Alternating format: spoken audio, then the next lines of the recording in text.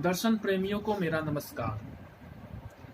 आज हम लोग अद्वैत वेदांत दर्शन के संदर्भ में प्रमाण मीमांसा पर विचार करेंगे। महर्षि बादरायण ने जिन्होंने ब्रह्म सूत्र को रचा, उसमें उन्होंने दो प्रमाणों का जिक्र किया है, प्रत्यक्ष और अनुमान।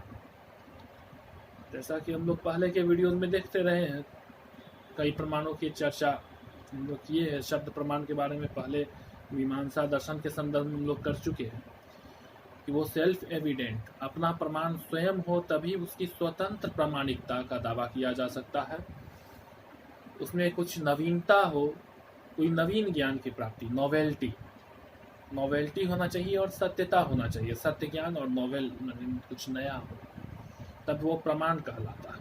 प्रमाकरणम प्रमाण, तो प्रमा वैलिड कॉग्निशन, उसमें नॉवेल्टी होना चाहिए। तो नया ज्ञान का स्रोत यदि न हो, वैसा ही ज्ञान हो जो प्रत्यक्ष अथवा अनुमान से पाया जा सके, तब तो फिर शब्द को स्वतंत्र प्रमाण मानने की जरूरत ही नहीं रहेगी। अद्वैत वेदांत दर्शन में भी शब्द प्रमाण को माना गया है, किंतु उस अर्थ में ये नहीं मान सकते हैं जिस अर्थ में पूर्व मीमांसा दर्शन में माना गया है। कर्म मीमांसा, विधि वाक्यों को प्रमाण मानना, इंजंक्शंस या इंपेरेटिव प्रोपोजिशंस को सेल्फ एविडेंट मानना, क्योंकि उसका वेरिफिकेशन असंभव है। तो वो कर्म का निर्देश, कर्म के लिए गाइडलाइंस है, तो गाइडलाइंस को प्रमाणित क्या करना है? गाइडलाइंस को सुनकर या पढ़कर, उस भाषा में, जो जिस भाषा में लिखा गया, भाषा में वो स्रोत बन, भाषा ही स्रोत बन जा रहा है। मतलब उसके जो वाक्य है वही स्रोत बन जा रहे हैं, उसको जानकारी, उस जानकारी के स्रोत बन जा रहे हैं। तो विधि वाक्यों को धर्म के जो आदेश है उसके प्रमाण के रूप में ये मीमांसा दर्शन स्वीकार करता है। तो अद्वैत वेदांत दर्शन वालों ने कहा कि भाई धर्म के आदेश को कोई फॉलो क्यों करेगा जब तक उसका कोई आगे कोई उद्देश्य हो, जब तक न हो। धर्म का उद्देश्य तो होता है। तो पूर्व मीमांसा का पुराने रूप के अनुसार धर्म पालन का उद्देश्य स्वयं धर्म पालन है। धर्म ही साध्य है, धर्म पालन अपने आप में साध्य है। वो कर्तव्य पालन वही अपने आप में साध्य है, सर्वोच्च साध्य है। और कर्तव्य का परिणाम के रिलेशन से, परिणाम के सापेक्षता से उसका मूल्य नहीं है। कर्तव्य पालन अपने आप में सर्वोच्च मूल्य है। तंत्र रहस्य, जो कि गुरु प्रभाकर के मीमांसा दर्शन के प्रकाशित थोड़े से ग्रंथों में से एक है, उसमें पूछा गया कि आप कहते हैं कि विधिलिंग में तिंग प्रत्यय लगा देने से वो अपूर्व का उपदेश करता है, अनुज्ञा सूचक हो जाता है, अपूर्व का उपदेश करता है। तो उस स्थिति में यदि कोई धर्म को जानते हुए भी धर्म का पालन न करे तो उससे उसका क्या दंड है? काम्य कर्मों के मामले में उसके फल से वंचित रहना उसका दंड है। कर्तव्य कर्मों के मामले में क्या दंड है?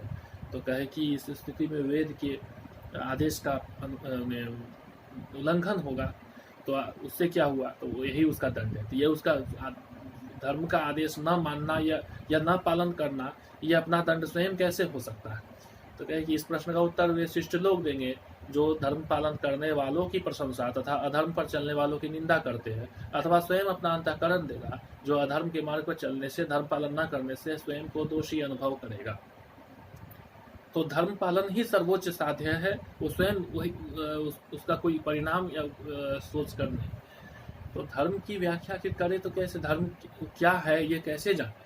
तो धर्म क्या है? तो वो कहते हैं कि जो श्रेष्ठ कर्म जो कर्तव्य की जो शिक्षा दी गई है वो धर्म है। तो उसको तो मान रहे, ठीक है।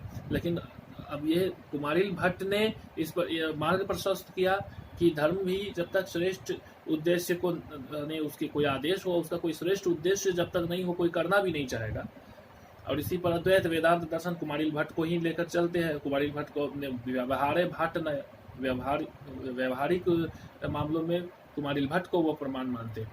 तो अद्वैत वेदांत दर्शन के अनुसार कि जो उसका जो सिद्धार्थक वाक्य है, जो सिद्ध वाक्य, जो उपनिषद है, उसको अंतिम प्रमाण मानते हैं। और उससे पूर्व का जो भाग है वो प्रिपेरेटरी स्टेज है। पूर्ववर्ती भाग और उत्तरवर्ती भाग, जो वेद का जो है वर्गीकरण, मीमांसा दर्शन ने जो वर्गीकरण किया वही इस प्रकार था कि विधि, मंत्र, नामधेय, निषेध, अर्थवाद। ये हम लोग बाद में कभी इस पर बात कर लेंगे। अभी हम लोग इस पर देखते हैं कि उत्तर मीमांसा दर्शन जो अद्वैत वेदांत दर्शन है, तो अद्वैत वेदांत दर्शन में इसमें जो वेद का वर्गीकरण है वो सीधे सीधी जो प्रचलित है कि मंत्र भाग, ब्राह्मण भाग या विधि भाग जिसको कहते हैं, अरण्य भाग माने उपासना कांड, और फिर ज्ञान कांड जो उपनिषद भाग। तो मंत्र भाग जो ब्रह्मचर्य आश्रम से संबंधित, उसमें केवल प्रार्थनाएं हैं। ब्राह्मण भाग, विधि भाग जो यज्ञ के विधि विधान है। उपासना भाग, उपासना कांड जो मेडिटेशन के विधियां हैं। और अंतिम जो भाग है वो रहस्योद्घाटन, वो अंतिम निर्गुण निराकार पर ब्रह्म का, उसका रहस्योद्घाटन, वो उपनिषद है जो रहस्यमयी विद्या है, उसको वो अंतिम रूप से प्रमाण मानते हैं। क्योंकि वेद का अंतिम जो शिक्षा है, वेद की अंतिम, पूरे वैदिक शिक्षा का जो अंतिम लक्ष्य है वो ब्रह्म को जानना ही है। तो उसके जो उसके जानकारी देने वाले, उसके डिक्लेयर करने वाले जो वाक्य है, उसे वो स्वतः प्रमाण मानते हैं।